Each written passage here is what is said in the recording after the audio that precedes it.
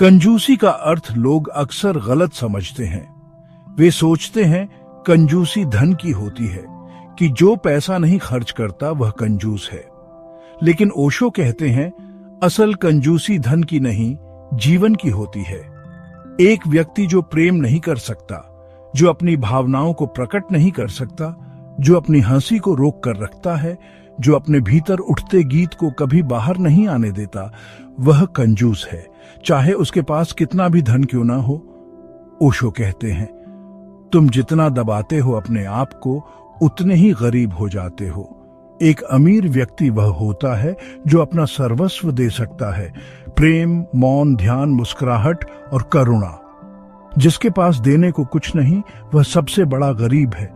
और ध्यान रखना, देने से पहले तुम्हारे पास होना चाहिए, और होने के लिए तुम्हें भीतर उतरना होगा।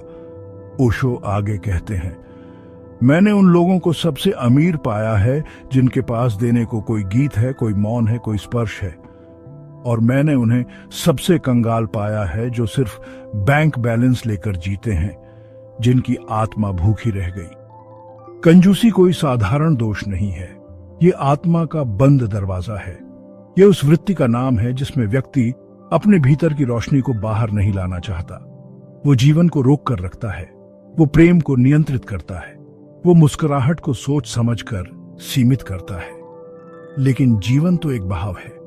जीवन रुकने से नहीं खिलता, जीवन बहने से ही महकता है।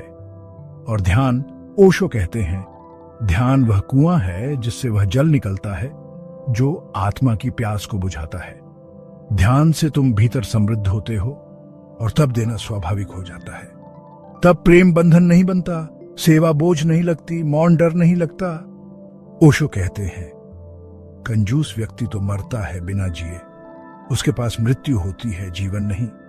और दानी व्यक्ति वह हर पल मरता है और उसी में वह अमर हो जाता है। क्या तुम भी खुद से पूछने को तैयार हो, क्या मैं जीवन में कंजूसी कर रहा हूं? क्या मैंने खुद को रोका हुआ है बहने से, प्रेम करने से, खिलने से?